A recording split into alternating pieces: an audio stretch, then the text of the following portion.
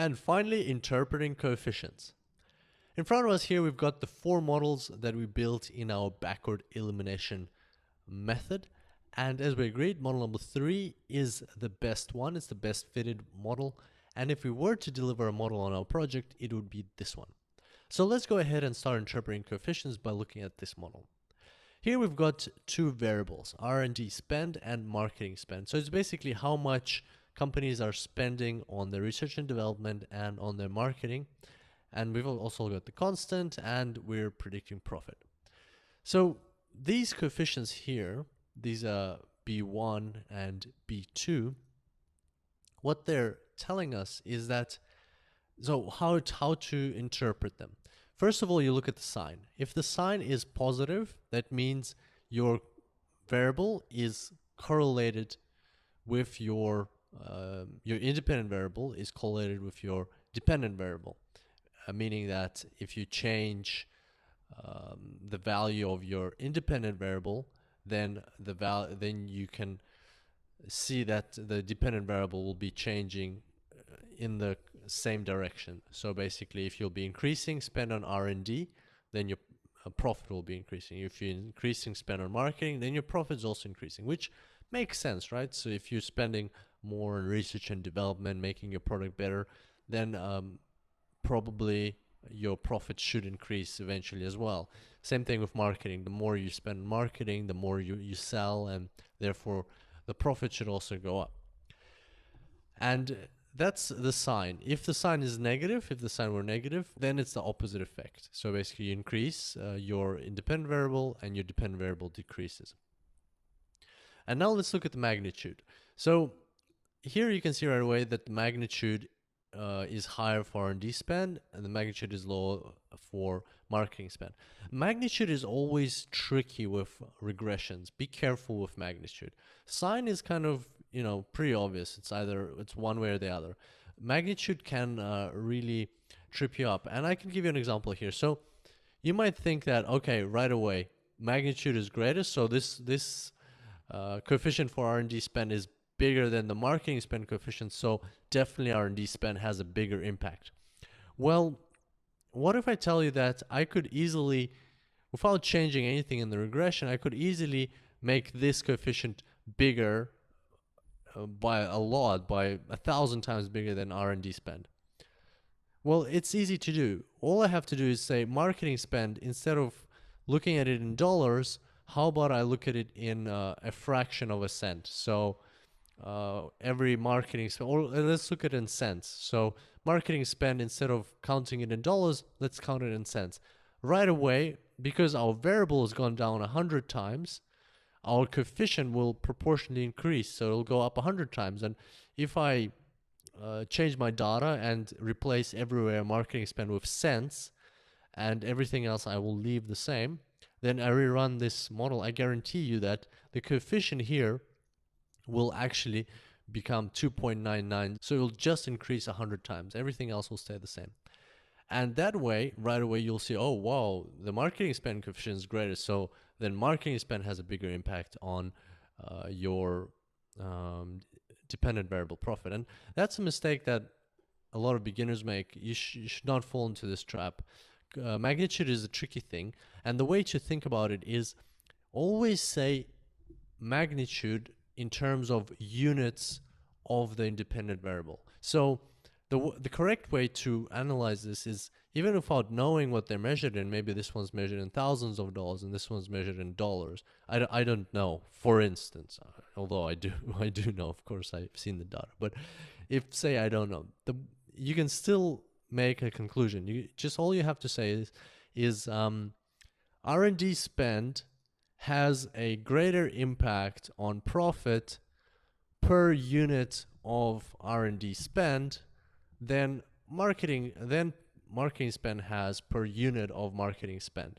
And that's all. So basically, even if they're measured in different things, by saying per unit of the underlying variable, you are protecting yourself from that error that they are measured in different things. And moreover, imagine if they're measured, one's measured in dollars, the other one's measured in kilometers or something like that. You can't compare dollars and kilometers, right? But you can always say per unit. And this leads us to the actual interpretation of these variables or these coefficients. What does it mean? So this means 0.79 means that for every unit, if you keep all other variables constant, so you only have one other variable. So if you keep everything else constant, but you are able to adjust R&D spend for in this model, or for a hypothetical company, for every dollar or for every unit of R&D spend that you increase, your profit will increase. According to this model, your profit will increase by 79 cents. That's exactly what this coefficient is saying. And so for every unit that you decrease in your R&D spend, your profit will decrease by 0.79 of a unit of profit. And because R&D spend is measured in dollars and profit is also measured in dollar, that means so for every unit increase in for every dollar increase in R&D spend, your profit will increase in by 79 cents. So let me just repeat that again. That you're looking at units increase in R&D spend, they translate through this coefficient into units increase in profit. So if your profit was measured in apples, then a $1 increase, a 1 unit increase, this is always going to be true. 1 unit increase in R&D spend will drive a 0.79 unit increase in profit, and of course of the profit units. So let's turn that into dollars and apples. A $1 increase in R&D spend will drive a 0.79 or 80% of an apple increase in profits. So here you're talking about units of R&D spend. In profit, you're talking about units of profit. And this coefficient, it links them together. So as long as you say per unit, you're fine. Once you already know what these variables are measured in, then you can start comparing them if they're on the same scale. And in this case, they are on the same scale because everything's measured in dollars here. And you can say that a $1 increase in R&D spend drives 79 cents increase in profit.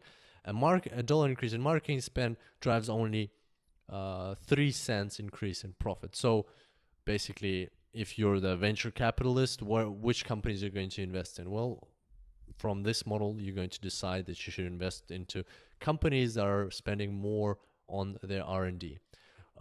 There may be lots of reasons behind this, and this is not just a random fact. This could be true in reality because profit is revenue minus expenses. Maybe marketing does drive a lot of revenue to your company, but at the same time, maybe for these specific companies that we're looking at, their expense, the cost of marketing, so the prices that they pay for marketing is so high that the increase in profit, the net increase in profit is actually marginal. So the marketing is eating up a lot of the revenue that it's creating, whereas R&D is is creating a lot of revenue, and a lot of it is actually staying in profit, something like that. But we're not worried about that right now. That's more financials. What we're doing is we're delivering a model. So that's how you interpret coefficients. With a linear regression, it's very simple.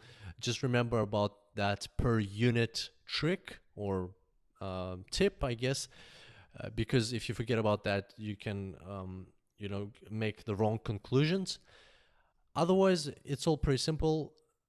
The last thing that I wanted to mention here is that you can see that every time we run a model, the coefficients change.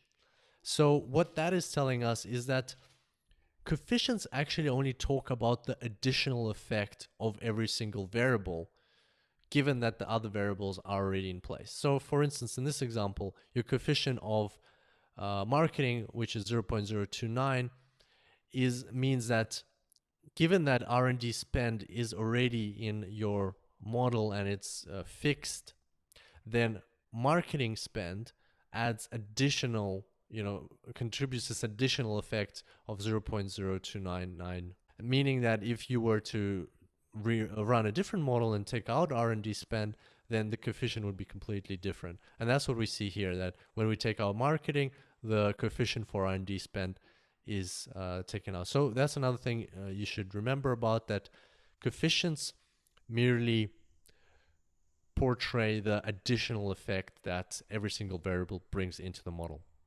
Hope you enjoyed this tutorial, and I look forward to seeing you next time. Until then, happy analyzing.